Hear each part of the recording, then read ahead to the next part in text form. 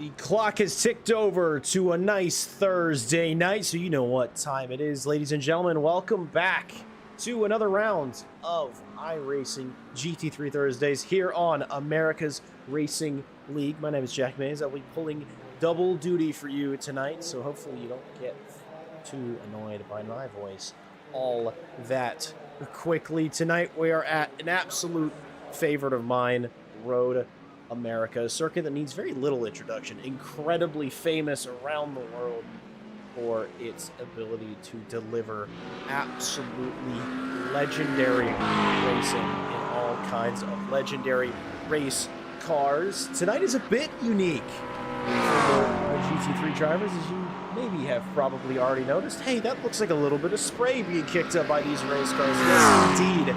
We got some inclement weather here tonight. 86% chance of rain in all sessions. At the moment, no rain falling, just a little bit of dampness on the racetrack, sure to bring a almost certain level of chaos. And we'll see how all of our drivers deal with it. Qualifying is already underway, and in a race like tonight where few things are certain, I think it's going to be a good look for them all to be able to put in the best laps they possibly can, if any laps at this point. They have 10 minutes to do it. Already 7.5 minutes gone, and we only have 11 times on the sheet. It's currently Michael Hickman in the McLaren who's topping the times at the moment. Still plenty more to be set. On board right now, Paige Dogenbaugh, who's in a little bit of traffic, but hoping to start their night off with a bit of a win. Entering into the third sector, and Corvette ahead of that. Porsche there as well. Piotr Jabilski's just dropped in a time close to the pole. On third, Nick Dawson-Lathan. Jabilski, of course, second overall, and stay with this group, see how they deal with it, because at this point you can't really hope to wait around. You can't really lose a lap. You need to put in a banker of sorts. On a bit wrong for Porsche. Corvette slow on the exit. Paige Dogenbaugh is going to go round, and down. Fortunately, that Mustang, a lot of straight line speed. Very impressive machine on iRacing, and even though it was in traffic, good enough for third at the moment. Bumping down Nick Dawson-Lathan. So many drivers trying to work their way, trying to find space, find the time, find the ability to set a valid, fast lap. And it's going to be worth so much. We're just going to have to see how they do. If they've started a lap, it's valid. If at this point they're on a lap, they're really not going to be able to do much more. It's not a short track, Road America. 14 corners doesn't sound like a lot, but two really long straights. A lot of high speed between themselves and a good lap. We'll see how everybody's going to do. We're hanging out with Anne-Marie Di Pasquale right now in the Mighty Fighty Mustang, looking for whatever she can get her hands on at this point.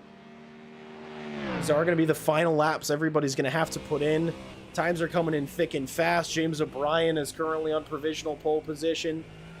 Michael Hickman hasn't put in a better lap, and the track definitely seems to be improving corner by corner at this point. James O'Brien almost a second and a half, a little over a second and a half to the good. Benjamin Gallant shoots up there with a 2:13. That's the quickest Pro-Am time we've seen so far. Bryce McClafferty as well, the quickest AM driver in 5th overall.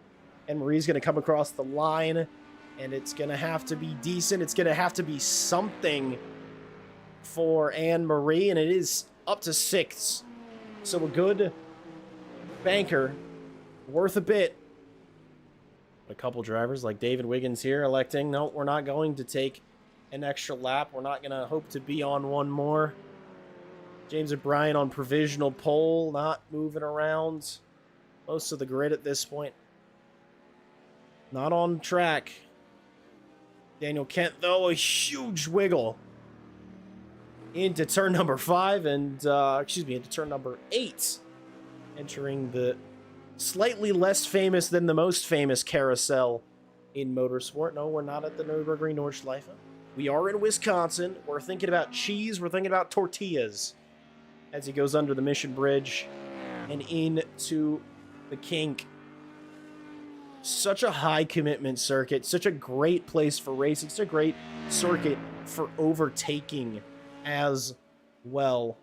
All these local yellow flags dropping in, making me think that they are stopping, they are holding, and they are ending their qualifying.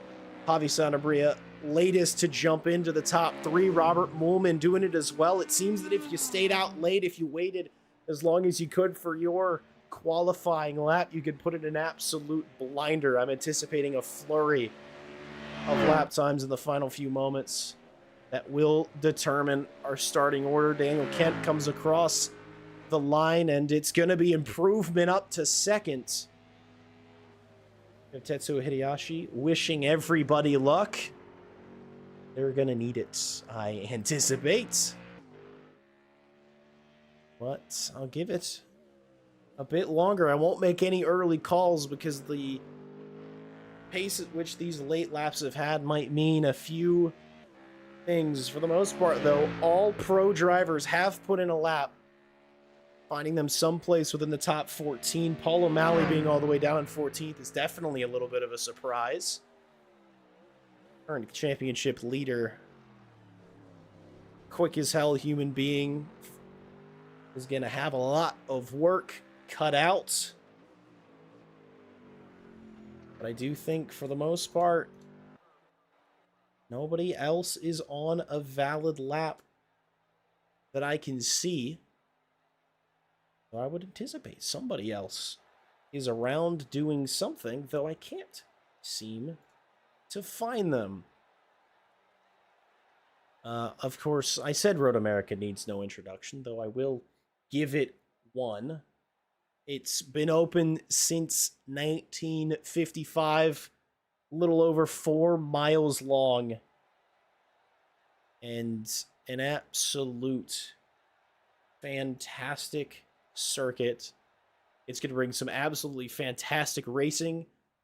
Qualifying has officially concluded. The times that we see are the times we're going to get. James O'Brien on the pole, putting in a late lap quicker than anybody else in the damp conditions, takes pole. Daniel Kent, pole for Pro-Am. Second overall. There's a huge sandwich of Pro-Am drivers up in the top 6. Robert Moolman, 3rd. Benjamin Gallant in 4th. Javi Sanabria in 5th. Charles Burks in 6th for the amateur pole position. Michael Hickman in 7th, Bryce McClafferty 8th, and Marie DiPasquale in 9th. Piotr Shabilski starting in the top 10. David Barkley 11th, Paige Dilgenbaugh in 12th, Nick Dawson-Lathan 13th, Paul O'Malley in 14th, Willie Sellers 15th, Evan Strauch 16th position, Scott Farrell in 17th, Will Garwood in 18th, Rodney Ramsey 19th, Anthony Madonia 20th, and Chris Anderson and Jack Coffey 21st and 22nd,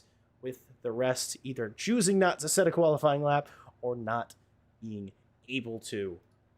So it's definitely going to be, I think, in the opening moments, a bit of a who's who almost. A lot of early race maneuvering, a lot of sort of finding your space, finding your spot. Maybe thinking, this is what I need to do, this is who I need to chase, especially if you're the likes of Victor Mendez, Polanco, and Stefano Zanatti and Wyatt Johnson, your Pro-Am drivers. You need to be up sort of fighting towards the front end of the pack. Maybe up in the top 10 is where your big points are going to be scored. You got to work your way up. If you're Paul O'Malley, bottom of the pro stack, you should be looking for a race victory. That is not going to be easy. Pace car rolling out. Little bit of dampness on the circuit. Again, similar conditions to those we saw in qualifying. Still no rain. It was dry in practice. It started raining. And I'm wondering if maybe a little bit of something like that might happen in the race. James O'Brien, best seat in the house for the race start. He's got 4 other cars that necessarily won't be fighting him. They aren't in his championship. They aren't in his class. So he's almost got a buffer. His job, scamper away. Get out as fast as you can. The safety car will pull in, which means James O'Brien can choose to start whenever he wants. He's not doing it quite yet. The thunderous rapture of our race cars as they crest the hill and James O'Brien gets underway. Nobody really expecting it to go, but immediately a little bit of weaving up at the front, trying to figure out what kind of tires I have under me, what kind of weather are we expecting. The Porsche of Robert Ullman almost putting one tire into the grass, but managing to hold on steady, hold on clean. Everybody making it through turn 1 for the most part. Wyatt Johnson, though, is currently seemingly not moving in the background, so maybe some kind of issue for them. But it is just incredibly clean at the front.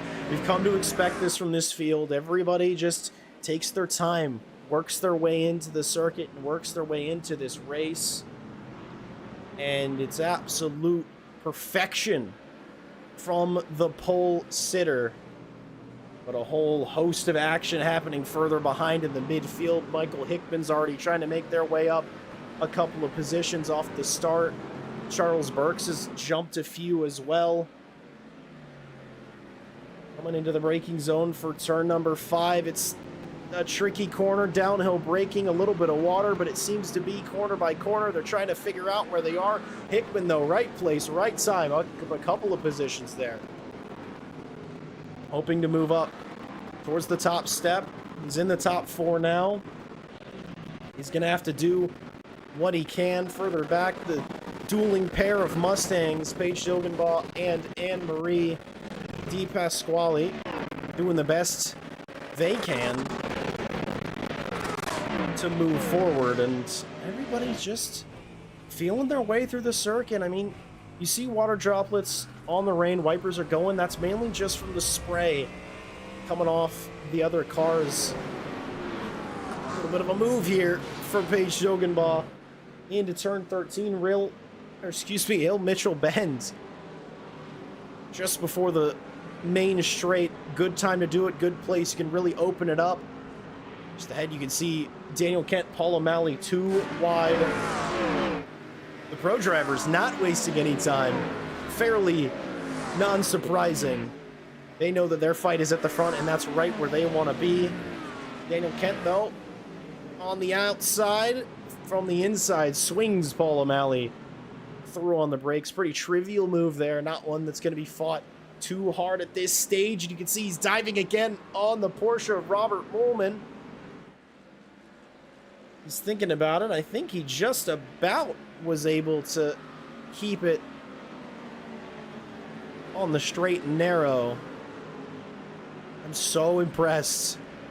Everybody is really having to work hard right now. There's nothing easy about this. Ullman goes deep into the braking zone. I think he was paying a bit too much attention to fending off Paul O'Malley, that now he's lost a handful of positions. Shabilsky's also up. Shabilsky and Hickman, the 2 sparring partners from last week's race, certain that they're going to end up the same again. Charles Burks stepping out of the way, letting Paul O'Malley through. Entering the carousel now for the second time. Field stretching out, but not so much that anybody's getting away from anybody else. Dilgenbaugh still now trying to work their way through. Nick Dawson-Lathan is just ahead of them, and I didn't realize that that was Nick Dawson-Lathan at first, because I'm so used to him driving a Corvette. This time, the Audi R8 LMS GT3. That is a very uncommon car to see, and I'm absolutely stoked to see it on track. And speaking of track, I forgot to make visible the track map for tonight. Last week, because the rescan of Laguna Seca was so new, it gave me a circle. Now we're back on a slightly less new circuit. We got slightly more information on hand to help me. Devin Strauss stepping out from the slipstream behind David Barkley. Thinking about it, not quite having the room for it. The front-loaded field of Fords is still well and truly apparent. Tonight, a little bit of a slow exit there by Anne-Marie, leaving David Barkley in a position almost making contact there. Maybe actually a little bit of a bump draft from David Barkley. Said, hey, let's work together to get out of this mess, not fight between ourselves. Let's not release Anne-Marie ahead, giving her a little bit of a shove to get past Bryce McClafferty. They're going to come up to what I call Corvette Corner, which is actually just turn 6. McClafferty hanging around the outside. Seems as maybe that the mid-engine machine's got a bit better in the greasy weather. I am in near disbelief at the relative sensibility so far of this race. Jump a bit further back in the field. Fight in the AM class between Matthew Sosi in the 296 and Scott Farrell in the McLaren 720. Have to admit, I've noticed, I'm going to say it's maybe an effect from Michael Hickman doing so well in the McLaren, but I feel like more have been showing up. More mid-engine cars in general have been making their appearance.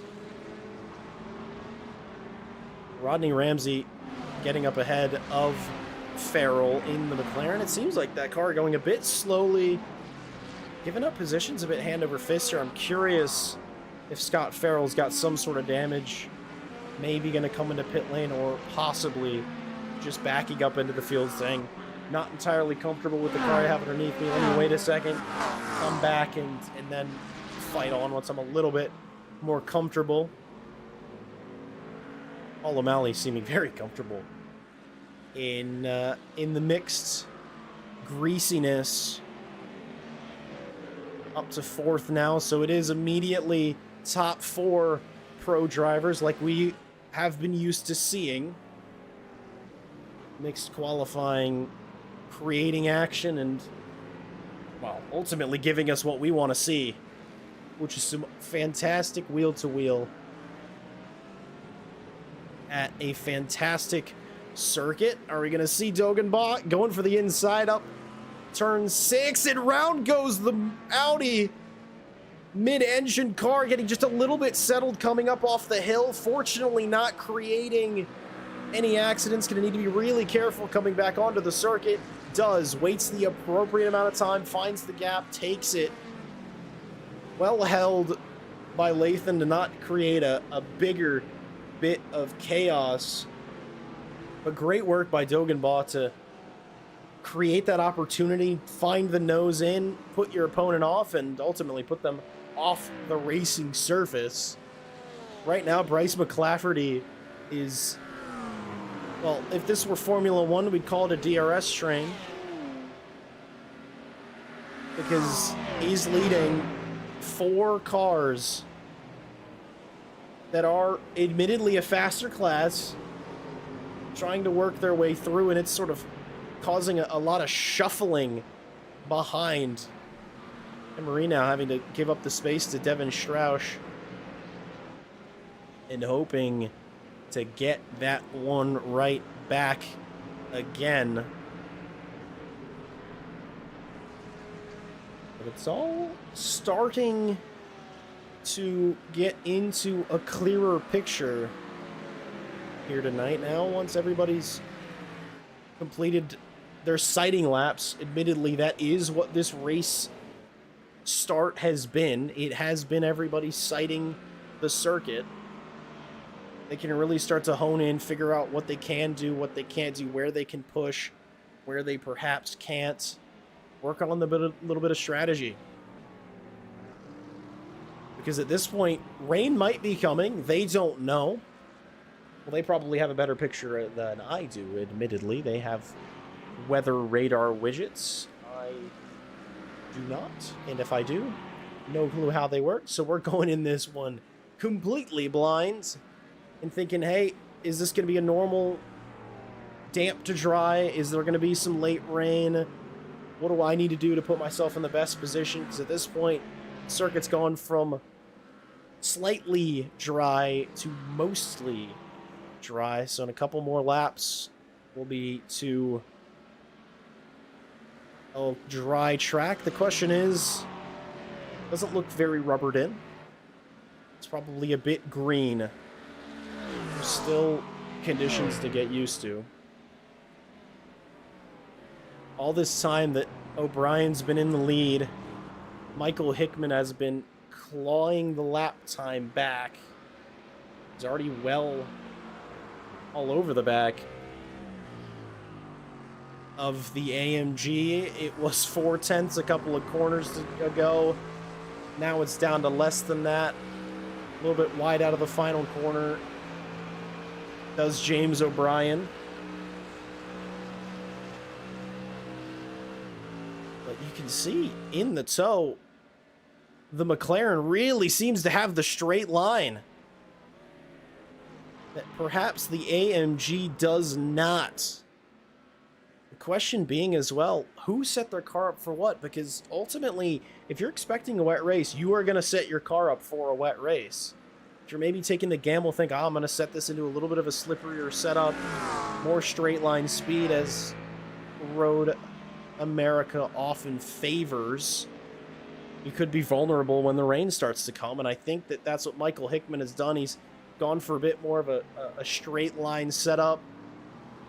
O'Brien's gone for one that's maybe a bit more composed, a bit better in the changing conditions. Another move into turn 6 for the lead of the race. Here comes Michael Hickman. A little bit of hip and shoulder on the exit, but he's got that move done and dusted off into the distance. He's immediately going to go, and for James O'Brien, he's under pressure instantaneously this time from his Madhouse Racing DTC teammates. Piotr Shabilski. The question being, are they talking to each other and say, do you awfully mind getting out of the way? I almost guarantee that that is not the case.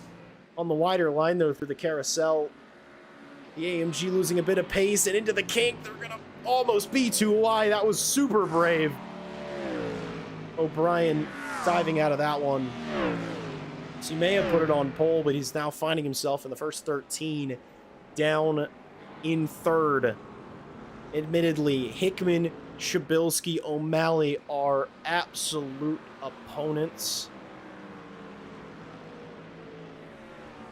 So I anticipate maybe another change fairly soon. Am versus Pro-Am, or excuse me, Pro-Am versus Pro-Am on your screen here. Robert Moolman in the black and green versus Javi Sanabria in the red and blue. Question being, who's got the straight line speed? Is it going to be as cut and dry as what we saw with the McLaren a moment ago? It's such a long straight that you're within 3/10. You might be within a break here, but no. Sanabria is not going to go for that one. It's not a traditional turn one where you think, big braking zone, maybe hairpin, maybe 90 degree, good overtaking opportunity. Not really. Unless you're fully alongside, you're not really going to be able to go for it. A better move, honestly, is then into turn 3. That's your big braking zone. Or you wait, you bide your time, and you go for it on the downhill into turn 5. A stranded car, James O'Brien at the top of the hill, having a bit of an off and finding himself dropping down a few more positions. Take a look at what happened on the replay, and was it a little bit of a nudge from James O'Brien, I wonder?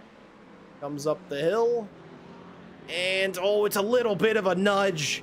It was a late look by the Mustang, and not quite enough space on circuit there, and unfortunately for James, as that's going to mean a bit of damage on the rear of that car. Fortunately, the rear wing staying intact, but that car probably now feeling a little bit loose.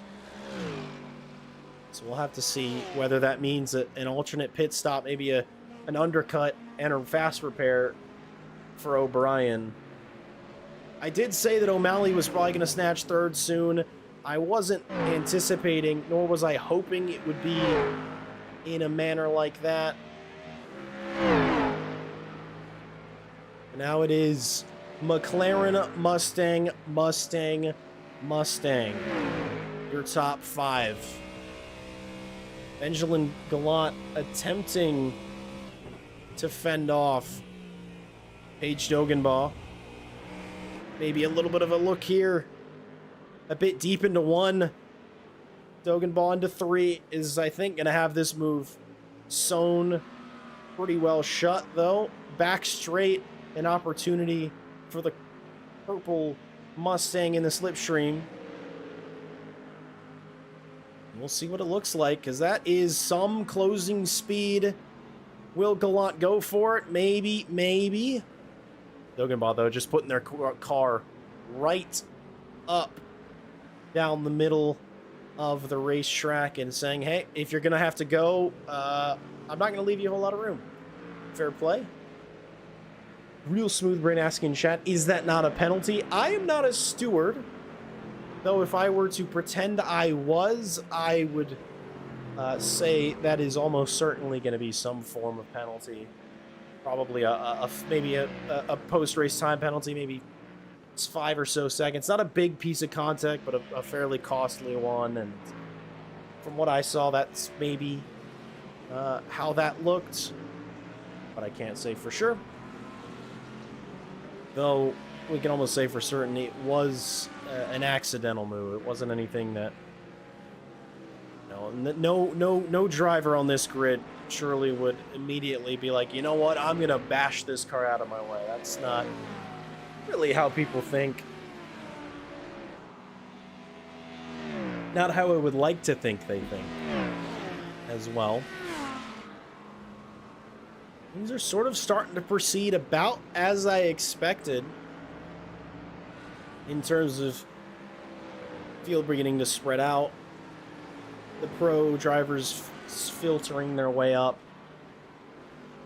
But the rate at which it was done and the cleanliness as well, super, super impressive. If Jesse Liu is here tonight, my co-compatriot on many of these races, he would be in absolute agreement with me. And I've so enjoyed these races and so enjoyed the quality that we seem to get week after week, and the racecraft as well on display is unbelievable all the way through the field. Possible change for the lead looming,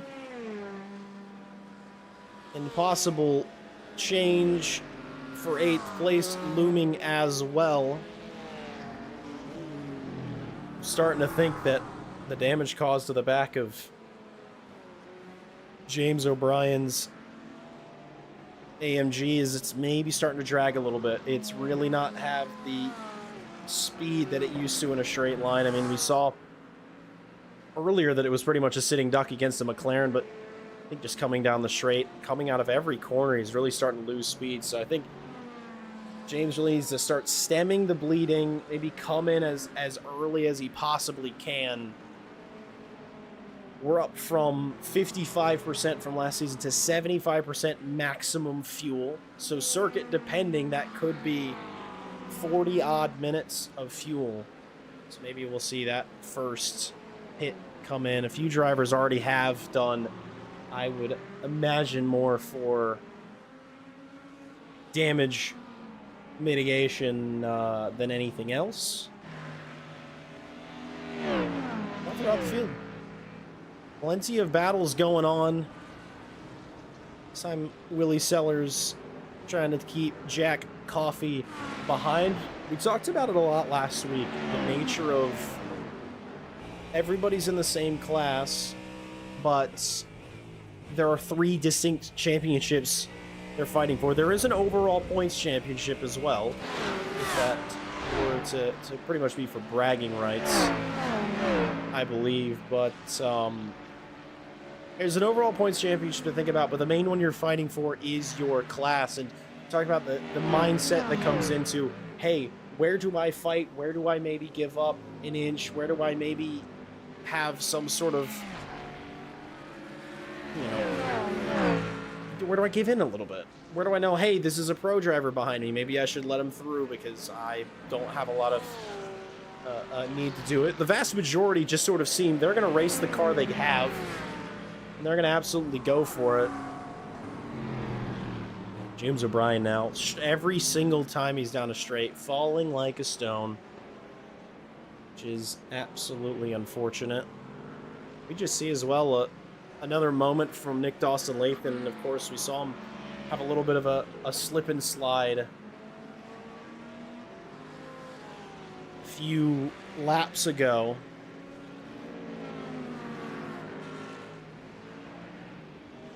But trying to come back from it. They were wide into turn 1 earlier. I am not someone who is privy to a lot of information on iRacing for how GT3s drive, as I drove very little of them, but my closest comparison would be a Assetto Corsa Competizione, which I know that the Audi R8 is a handful, to say the least, so I have a feeling that might be a little bit what's going on in the cockpit of the 100 car. It does sound good, though. Of course, the engine out of the Lamborghini Huracan means that 10 cylinders, it's a good noise. Interclass fights happening here, though. At the front of the field, though, Piotr Shabilski has found an opening. Coming out of turn 3. What was the inside that becomes the outside? Who's got more straight line? It seems to be the Mustang coming over immediately. Shabilski trying to take that inside away into the big braking zone for turn 5. I think maybe spooked Michael Hickman just a little bit, but here he goes coming back into turn 6. They almost touch, but they keep barely enough room. A hair's width between the two. They spent all of last race together at Laguna Seca, going for a deep undercut, having to chase each other up through the field, and it doesn't seem that anything's changed, though this time they're fighting for the lead in the first 23 minutes. It'd seem that Shabilski just has that little bit more pace. A lot of opportunities around this 4-mile circuit. You can get it done into 1, into 3, into 5, into 6, into turn 8 if you're feeling very brave. And here at turn 12, the McLaren has the look. Doesn't quite have the go. Another yellow flag for James O'Brien. His day not getting any easier. Shame, starting from pole, things going extremely well and sort of snatched out of your hands a little bit. A mistake not of their own making. They are just falling down the field, spoiled maybe from a 3 or a 4-way fight here. But the fight from these two is certainly good enough for me. I can't complain about too much. I'm curious now what that gap's going to look like in a couple laps' time, maybe.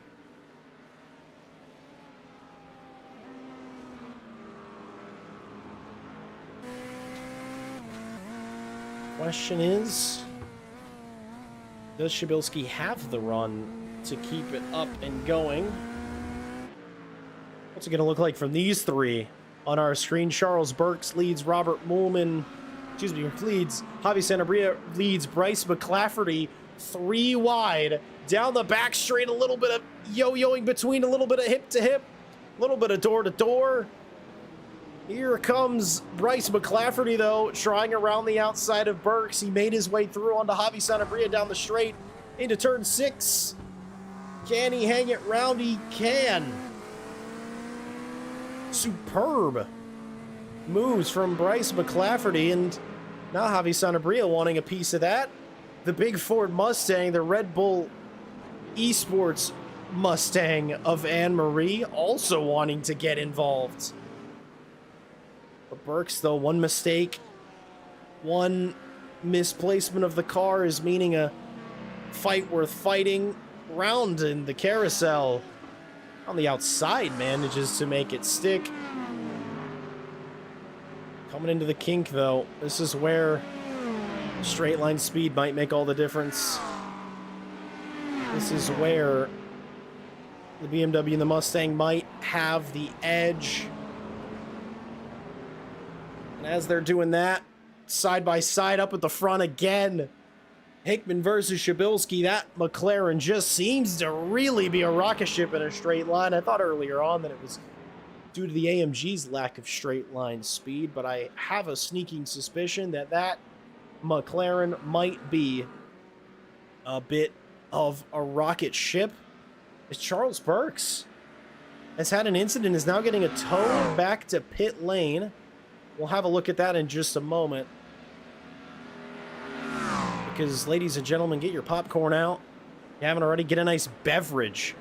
Because it's going to be cinema tonight.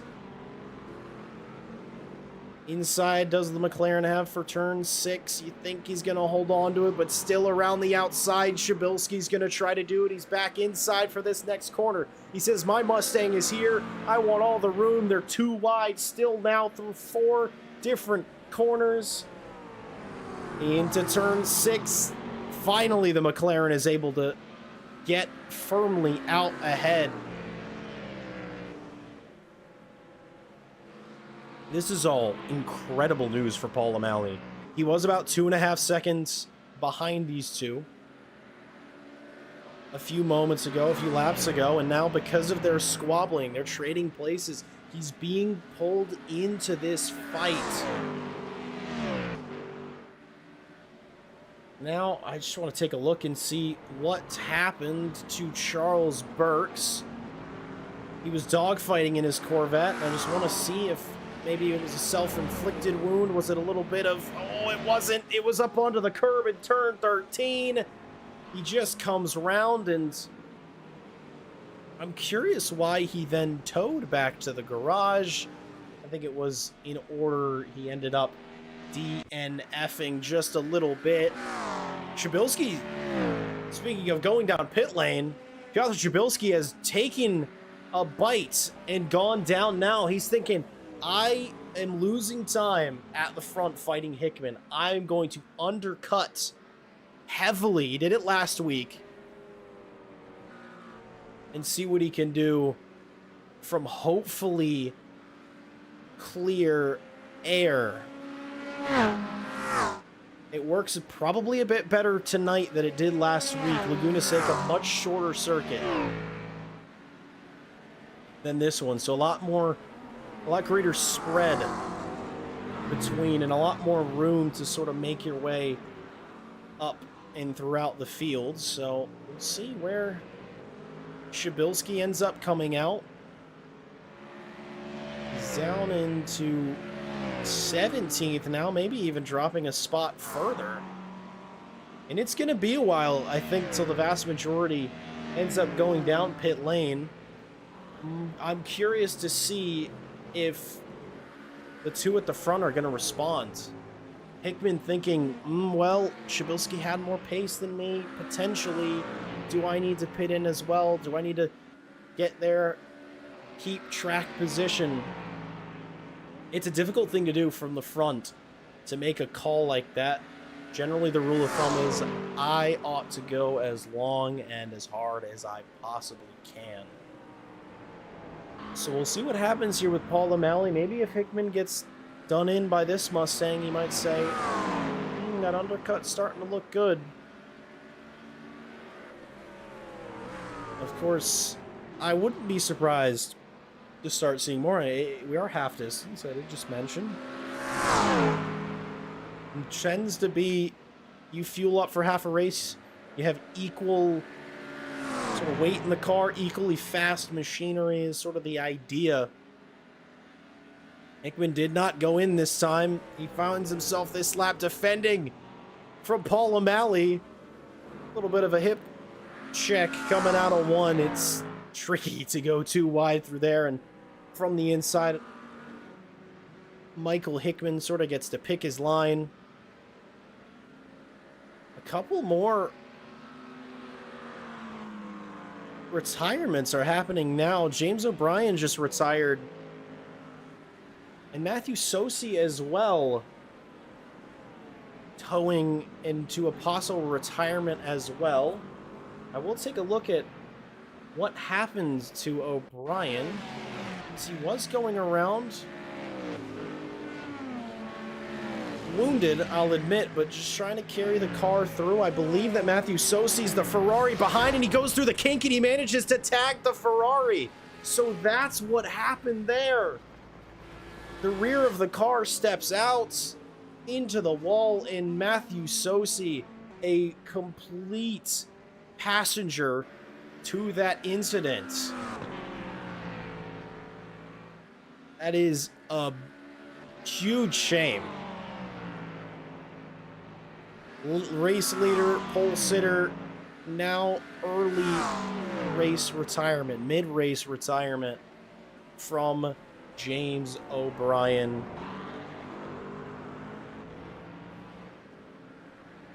Still at the front of the field, though, Michael Hickman leads Paul O'Malley, leads Paige Dogenbaugh, leads Benjamin Gallant, leads Robert Moolman, with Bryce McClafferty in 6th and leading in the AM category.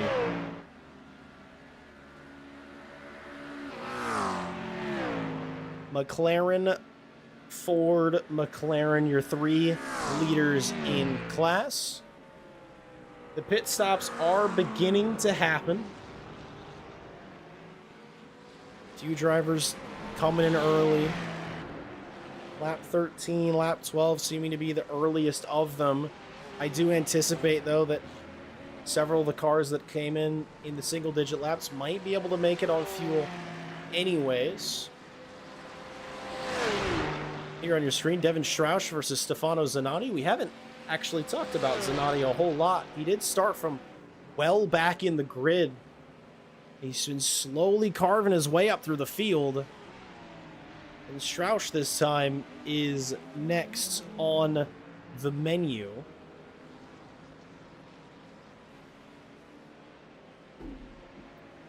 I'm beginning to see on that camera lens there a little bit of rain.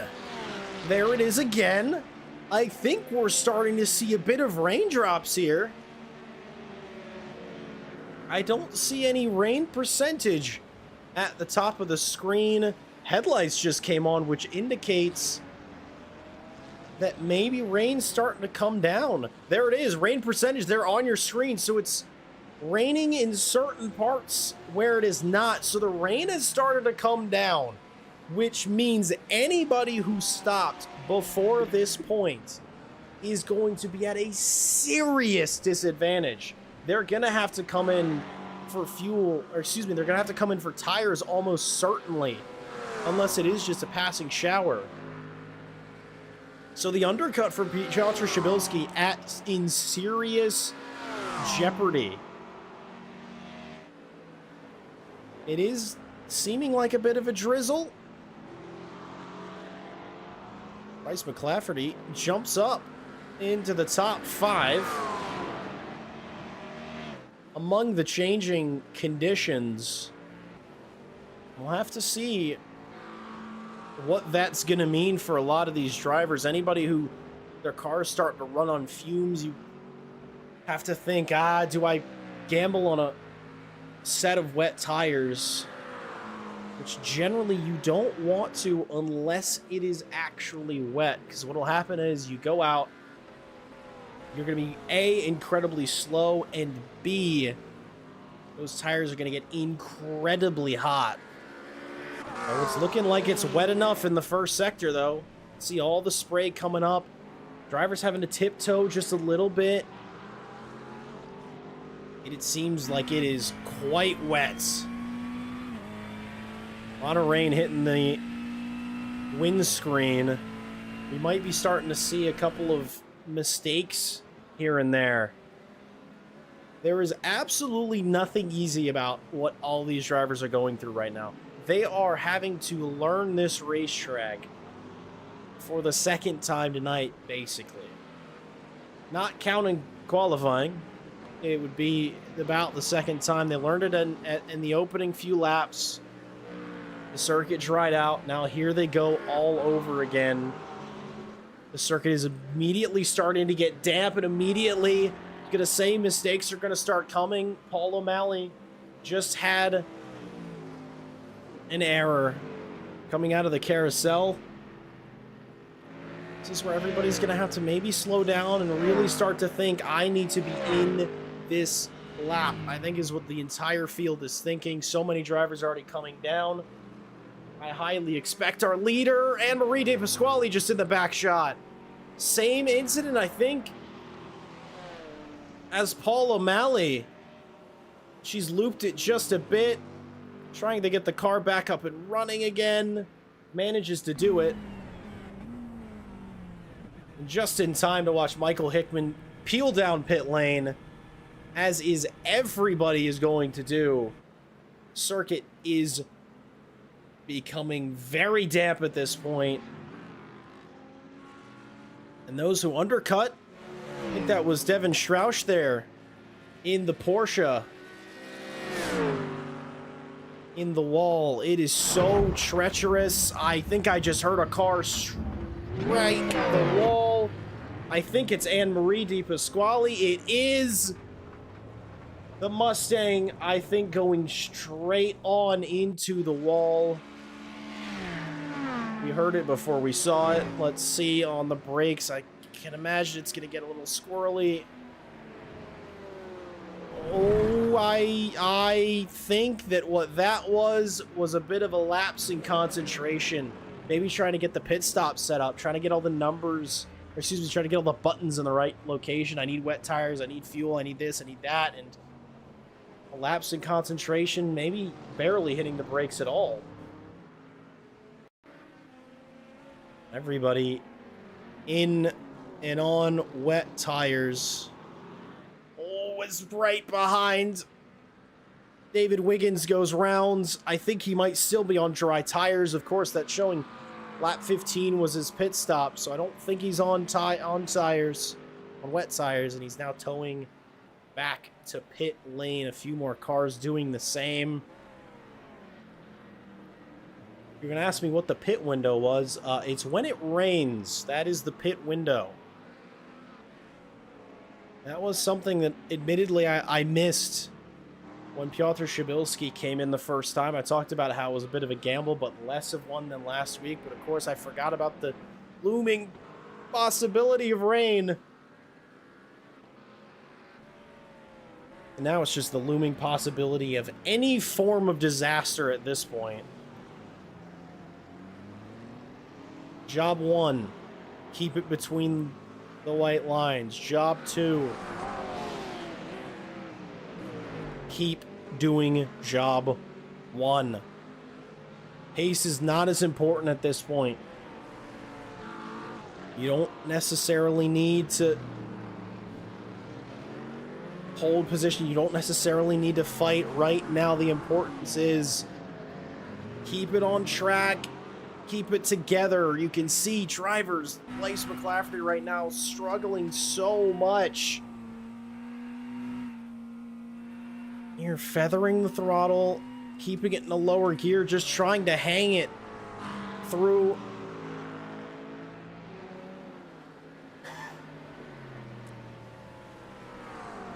It's so difficult now. Rodney Ramsey there just having towed in to pit lane, the latest to do it in a dangerous place. Robert Moolman and Bryce McLafferty still having a fight here. I don't even know if it's that they're necessarily trying to battle. They're just trying to hang on. Sam Graff in the YouTube chat saying, I wish I made it home for a race like this. I must say, I'm glad I'm in the booth. I could not come close to doing a single lap, but the wet to dry to wet races, changing conditions, they are some of the most fun races to do, some of the most fun races to watch. So much happens in so little time that any sense of comfort, any sense of hey, this is how the race is going to go, throw it out the window immediately. Michael Hickman's lead has not changed, though. There is a challenger in the mix. Paige Dogenbaugh, after getting past O'Malley when he made his mistake coming in to fit the wet tires, has just been crushing the gap. Just a few corners ago, it was a second. Now it's down to a little bit less than that. Every time we go on board, you just hear how quiet it sort of seems to be. A little bit of feather here, a little bit of feather there, a catch of oversteer. You have to have such confidence in your car and in yourself to hit full throttle. It says moderately wet, but this is wet. This circuit is soaked. The rain seeming to start to lessen on certain parts of the circuit, but it absolutely isn't going to get any easier. Perhaps. Oh, that's a drift coming from Bryce McLafferty. He was doing so well up at the lead of the Anfield, and now he's really struggling. That's just out of the carousel. It does seem to be. That is such a tricky spot of circuit right now, but good news, bad news. He's still leading his class after that error. Robert Moolman's now pulled into pit lane. We're going to check in with what happened to him. I thought I briefly saw him off circuit. Wondering if maybe he overcooked it into the back of the McLaren. Nope, McLaren goes down and Moolman tries to avoid, but there's not a whole lot he can do. He's hanging on. He's waiting off track. He's sitting. Oh, he's hit a bump, and here he goes. The car spearing off into the tires.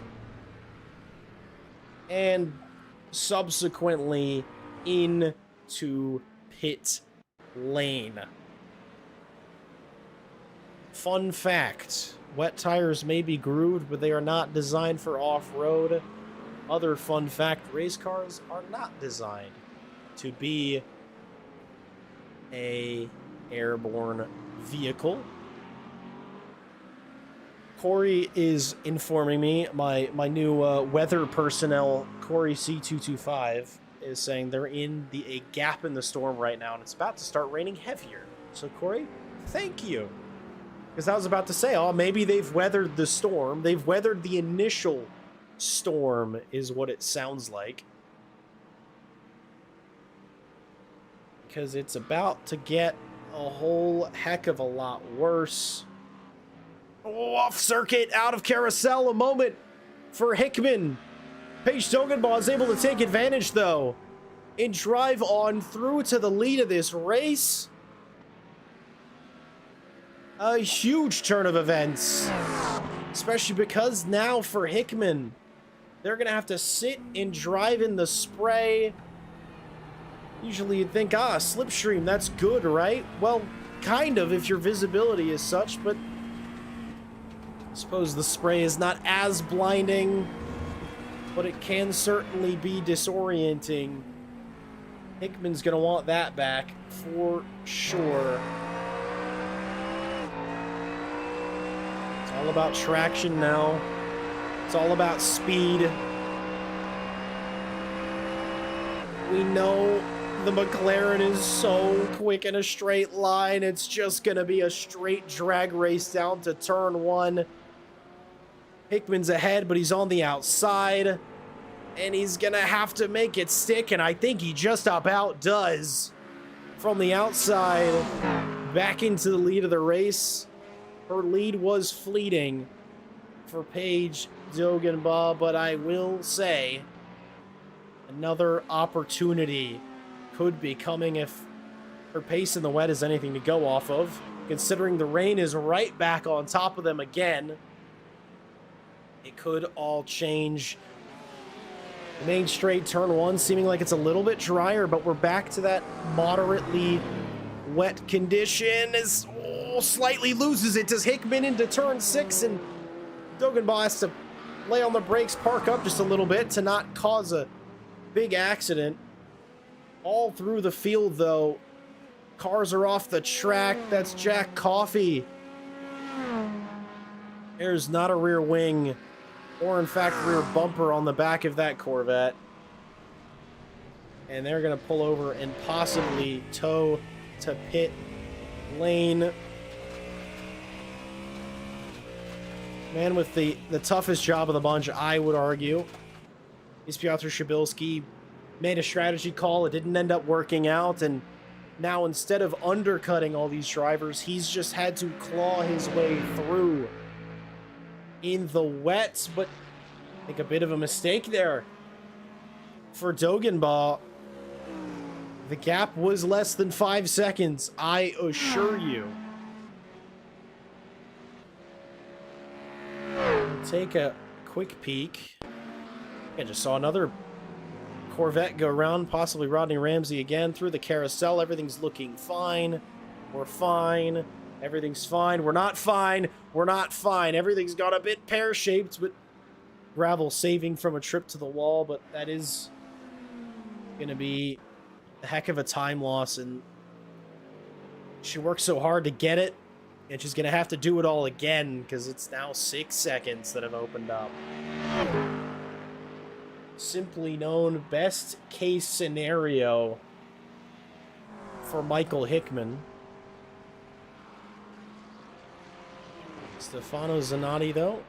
Oh, I was going to say he's going to have to work to get ahead of Hadi Sanabria, but through the kink, he loses it just a little bit. But here comes Piotr Shabilski. He's going to have to navigate this cacophony of broken cars and manages to do so.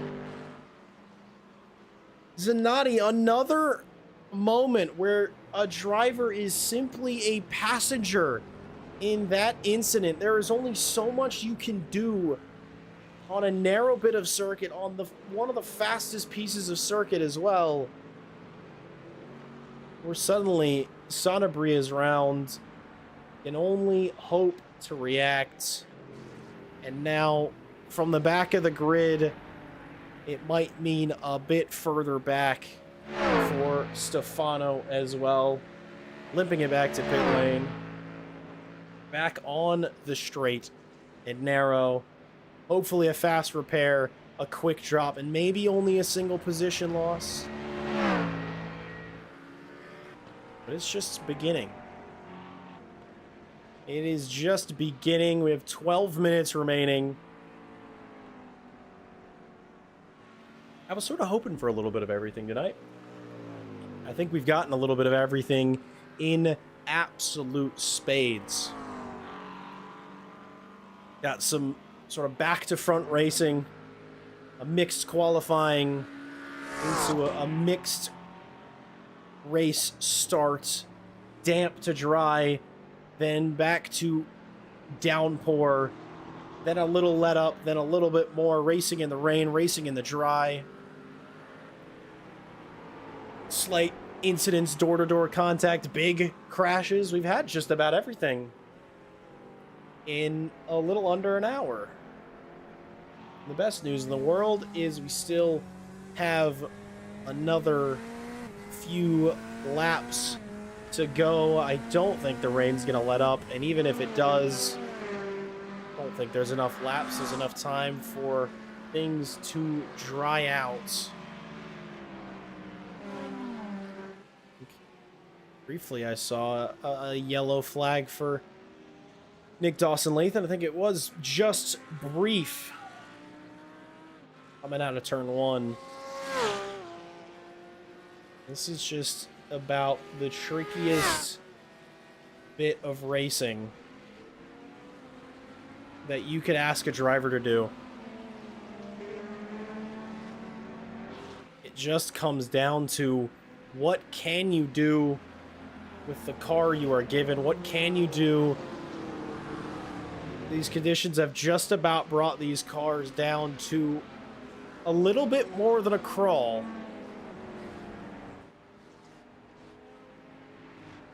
See?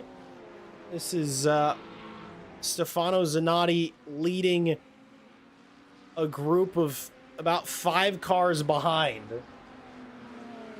who are hoping to race in the rain just a little bit longer. See the amount of puddles that have now appeared on the backstretch towards turn 12. This is good news for the likes of Wyatt Johnson, the likes of Stefano Zanatti. They were so off sequence in the start. They've now found their way to crawl ahead, get a few spots on the drivers in class, and it's just so touch and go. It's so down to driver skill. It's the nights like these where you are tested. Some succeed, some fail, some are heroes, some a little bit less so. Johnson and Farrell into turn 1, or Johnson and Anderson, excuse me, into turn 1, and a little bit of a squeeze coming out of the corner from Chris Anderson. Maybe a little bit of a wiggle on the throttle. And I think that Anderson had a bit of a moment after that. They've dropped back just a few positions, a little bit of breathing room, and perhaps a sigh of relief from the likes of Wyatt Johnson. Further back, Dawson-Lathan trying to hunt down Devin Strauch. At this point, as sort of off sequence as he is maybe off pace he is in this weather, Dawson-Lathan's just totally just out here for fun. He says, screw it, let's go racing. Which that is about the culmination of the spirits. Some drivers, though, really coming well in the wet, as the rain has ceased again. Will it rain again? I don't know. If weather person Corey is around and would like to give me a weather update, I would duly appreciate it. Wyatt Johnson's one of those. They're doing really, really well.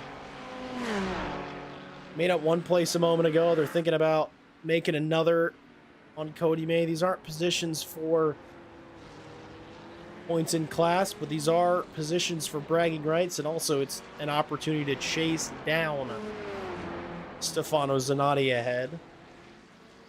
Because that is points. That is a bit more than just bragging rights. BWT versus DeWalt. America versus Italy.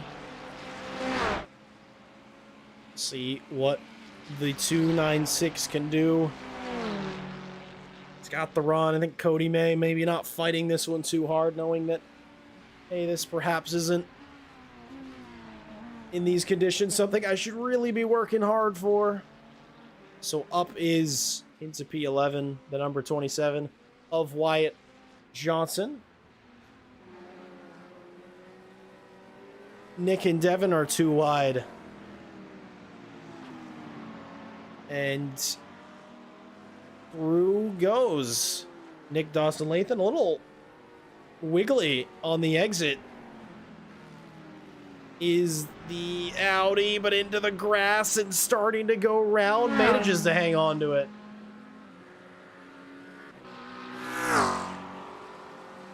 Latest from the weather reporting room is that it seems that there's a hole in the storm that's sort of skirting the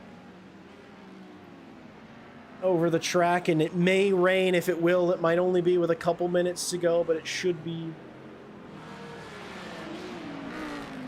a lack of rain for maybe the next couple of minutes. Also, Jack Racing Projects, have to say, fantastic in first name. Big fan. As a reminder to all drivers, anybody who likes to race in the rain, make sure you have a wiper button bound on your wheel. I think that is fantastic advice. I personally just have automatic wipers on because I forget and usually run out of buttons. Wyatt Johnson, though, he got through on the AM drivers, and he's trying to think about doing it on his Pro-Am compatriot. He's going to try to go the long way around in turn number 12, but not quite. Zanotti's fending it off. Sam Graff picking favorites in this fight, willing on Wyatt Johnson to defeat Stefano Zanotti. See what it's going to look like for like cars.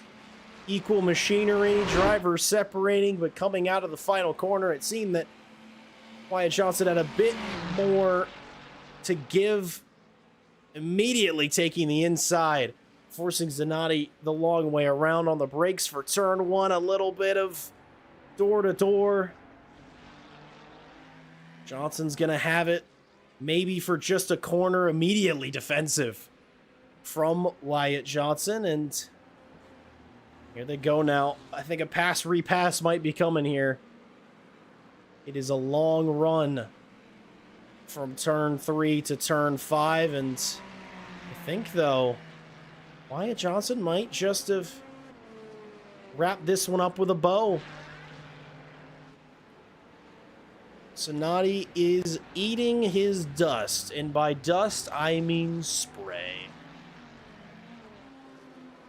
Bit further ahead of these two. You know, I thought to myself that I was seeing double tonight. Little did I know, Benjamin Gallant and David Barkley, I can only assume, are teammates, and they're driving the same car. So here they are, in parade formation. One Pro, one Pro-Am. Now the question is, who lets who through? You would assume that Gallant's going to let through David Barkley, but at this point, they're in their own zip code on the racetrack. 22 seconds ahead, 30 seconds behind. I have a feeling they might just leave it here. There's an opportunity, a safe opportunity for Barkley. He might go for it, but I think for the most part, the two teammates are just going to have a nice Sunday drive together to the end, and the end isn't far. We might be looking at, almost certainly going to be looking at one more lap after this one. Paige Dogenbaugh has truly been annihilating the gap available for the lead, but I think is just running out of time. Has had the pace in the wet weather. The conditions changed a bit, favored Hickman back. A mistake turns into maybe a missed opportunity for the race win, but that all being said, we're getting ready to start the final lap. There's still plenty more to decide. Jean-Marie Di Pasquale is trying to get past Daniel Kent. Going a little bit deep into turn number 6. But not hitting anybody. Keeping it clean. It's been an absolutely stellar race. I maybe asked the question, I think I joked, when are we getting a wet race? because I'm a big fan. I enjoy watching them far more than I enjoy driving them. And as it turns out, tonight was and is the night, and it's pretty much delivered on everything I could possibly hope for. We're just going to get a little bit more to go. Thinking about too wide in the kink. Brave from Anne-Marie, and I think managed to force the issue onto Daniel Kent. Kent saying, this is not really a fight that is for points, so maybe let her through. But they looked good doing it, the pair of them.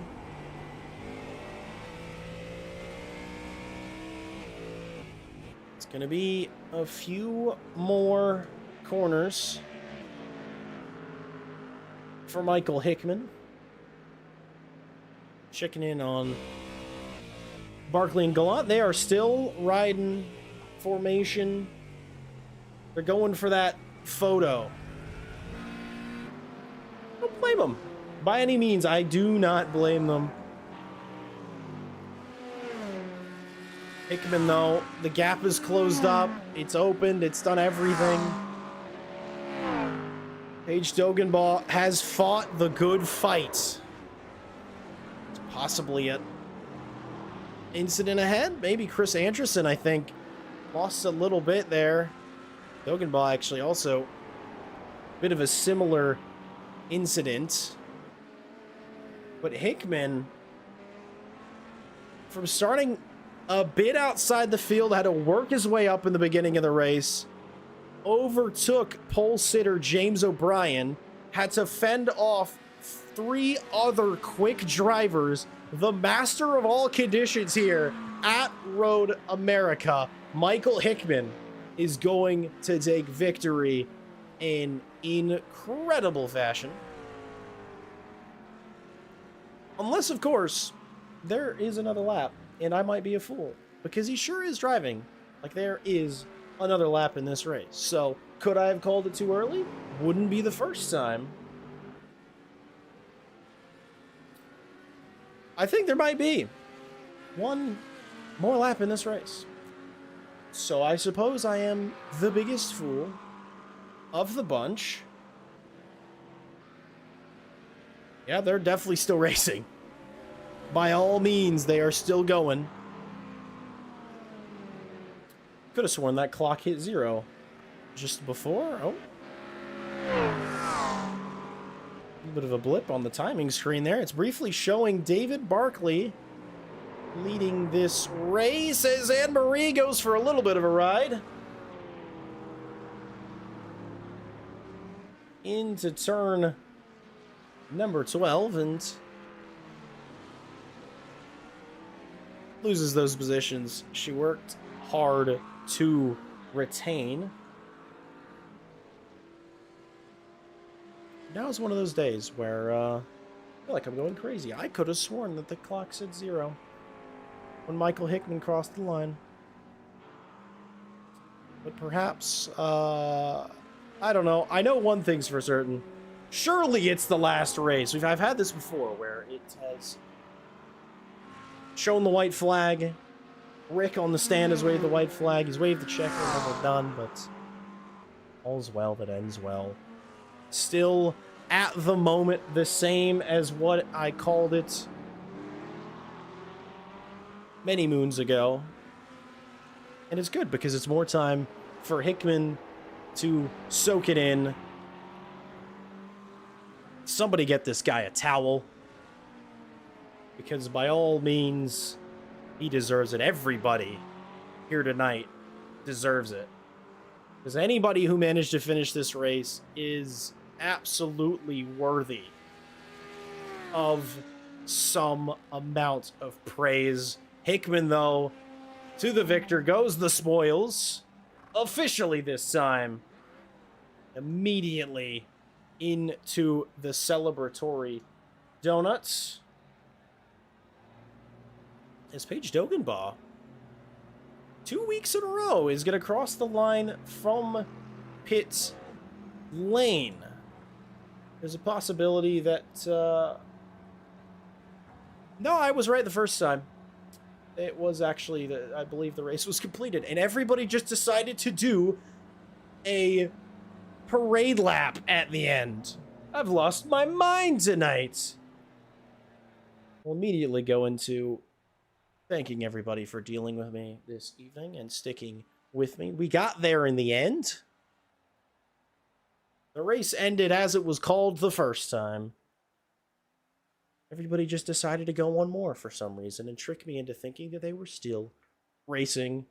I do know for certain Michael Hickman has taken victory at Road America. Paige Dogenbaugh, an absolutely valiant second place, was briefly first for a couple of corners, but wasn't able to make it stick. Paul O'Malley ends up bottom step of the podium. Benjamin Gallant takes victory in the Pro-Am class.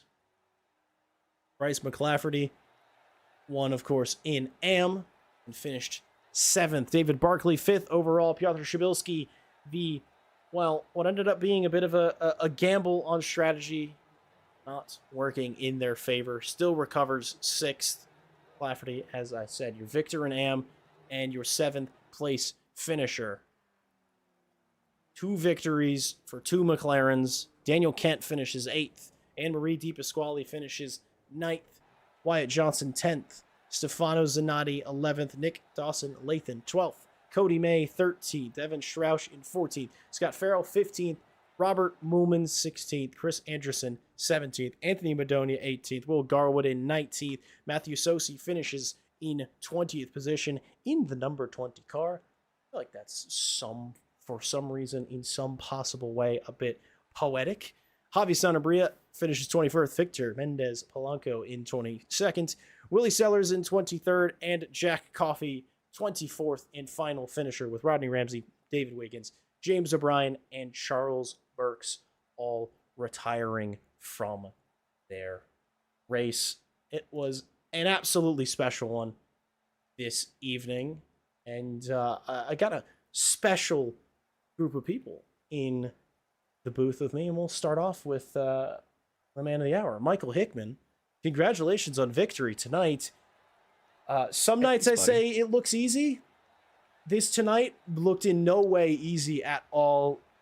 An unbelievable drive for you. How sweaty are you right now? You know, I got the fan cooking right behind me here, so we're not doing too bad. That was one of the most diabolical crossovers I have seen in a race. And within a half lap, we're all just like, nope, grip is gone. Yeah, it certainly looked like it. I was like, oh yeah, I briefly forgot about halfway into the race that it probably was going to rain.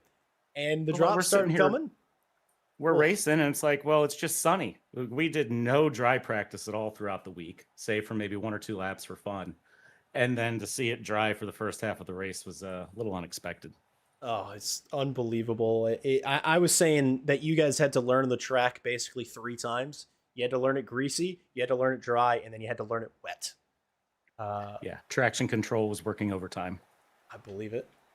But I mean, as far as your strategy from the race start, it was, was it just we're gonna run as long as we can, plan for rain, and when it rains comes in, or was it just sort of hands up, we're gonna play the guessing game tonight? A little bit of both. Yeah, checking the weather before the race. We knew it was going to rain at some point. It was just, when was it going to rain? And it happened to decide to rain right as soon as I was just going to uncheck my tires, thinking, oh, well, it's not going to rain tonight.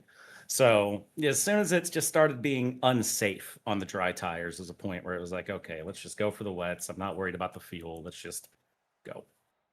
Yeah, Paige was absolutely reeling you in there for a while. Ended up quite close, and I was watching that Delta. Trust me. Were you nervous? Be honest. A little bit. I was watching mostly just driving off of the Delta at one point through the race, and I'd see one sector of the track I'm faster and I'm pulling a couple seconds, and then the middle sector of the track she's way faster and she's getting those couple seconds back. So it was just ping ponging back and forth. It was cinema watching you two. go And then side by Peter at the side. beginning of the race, Oh, that was fun, side by oh, side for half a lap. I it mean, was gorgeous. that's why I come back every Thursday, man. That's why I refuse to go away. It's just so much fun to watch you guys get at it. I was joking because you guys were basically best friends last week. At least you were making your way through the field all race long. But a little bit Yeah, of that, this week. I was surprised to see him pit early. Like we tried that last week with the undercut, and Paul just ran away with it. So I got a feeling that's just not going to be a strat this season. Maybe not. It's hard. Big grid, multiple classes. Ideally, it could work at Road America, was what I was thinking, because I forgot it was supposed to rain. And I was like, this could work. It's an open track, not as much traffic. He could sort of pull away with it. And then the drop started hitting the screen. I was like, this has gone really poorly for dear old Peter. But no, stellar race from you. Master of all conditions tonight. And before you go, any shout outs you want to give? Any last bits of wisdom? And just shout out to you guys, man. You always put on a great show every week. So thanks for coming around and, commentating for us all the time. It is truly stellar. And, thanks ARL guys, for putting on the league to begin with. This is one of the best ones I've been in for a while. So, and all the drivers too. Y'all did great, even with the rain. So look forward to next week. Absolutely. Couldn't say it better myself, but congrats on winning overall tonight and, of course, in class. We look forward to seeing you again soon. Cheers, partner. Mr. Benjamin Gallant, Pro-Am winner, 4th place overall finisher, equally mastered equal conditions. I mean, it was a bit sweaty up in the front. I can imagine it was a bit sweaty for you as well in your seat. Yeah. I mean, race going dry that long was unexpected. Certainly made for an interesting, when is it going to start raining, guessing game. But ultimately, I mean, everything worked out. Just keep it on the track and just try to put laps in.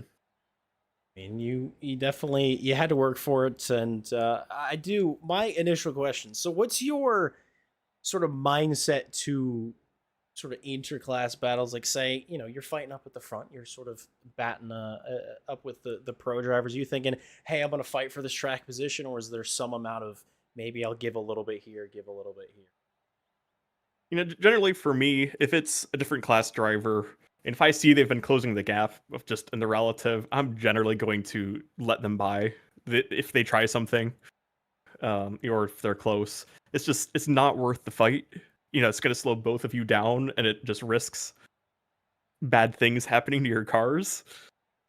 And if we're nearing the end of the race, or if they're starting to hold up, a Pro-Am driver behind them, then I might strategically not let them by. But in the case of tonight where we had a big gap to the car behind, there was just no benefit in fighting them. Yeah, that's what I expected. That's what I'd sort of do in your guys' position. So I think it's supremely well judged. I can only assume based on liveries that you and David Barkley are teammates. Is that a correct statement? That is correct. Yeah. Yep. I thought I was seeing double. I kept going and I was like, I feel like I just saw that. It took me so long to put it together. I see there's a small gap in the field. I'm like, oh, let's see what's going on with these two. I see what's happening now. They're driving in parade formation. I mean, he was closing and he did try a couple moves, but I mean, he's the one that really got me into league racing. And so it's been great practicing and racing with him. Being in different classes, we didn't want to try too much against each other. We just wanted to get it across the line safely in those conditions. For sure. But it's always fun racing him. Papaya rules or something like that, I suppose. Something like that. Yeah. No, but congrats on 4th overall. I almost feel like 4th overall in these conditions is maybe a bigger feat than winning class, but fortunately you got both. So before you go, any shout outs, any wisdoms? How the heck are you guys so dang fast? Anything like that? I mean, in the wet, smooth and steady. I mean, stay off the rubbered lines. Use TC to your advantage, I will say. Definitely not the time to set it too low. Bravery is bad. Got it. Bravery is generally not the greatest in the wet. If you need to pass someone, sure, but do it smartly. For sure. And I guess you could say the same for the dry as well. That's true. In terms of shout outs, I mean, gotta shout out Dave Barkley and DLB Precision, as we were just talking about. Shout out to you guys for commentating this every week, and to ARL for putting these events on. Well, thank you so much for joining us, and congrats on the victory here tonight, and same time next week. Absolutely, we'll be here. Well, I appreciate our drivers coming in for a little bit of interviews with us. Doors always open. Your cost of entry is victory. Or if you say something really nice about me, I don't know, you send me like a nice DM and I manage to see it, maybe I'll let you in. I don't know. The doors, it's the password's easy. It's 1234. But that's gonna be it from me here in the booth. An absolutely stellar event tonight. It was so much fun. It was an interesting comparison to a bit of a chaotic race last week and a chaotic race this week, but I feel like for entirely different reasons. 3 absolutely deserving victors and tons of incredible talent on the circuit. If you want to get involved in anything, of course, head over to americasracingleague.com. All information is going to be there. Website will take you to Discord. It will take you to SimGrid. All information about all events can be found on SimGrid. All information about cool, awesome racing people can be found on Discord. Be good to yourselves. Have a safe rest of your week. Enjoy your weekends.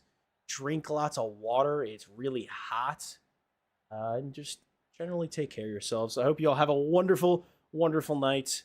That is it from us here at America's Racing League. We look forward to speaking with you guys soon.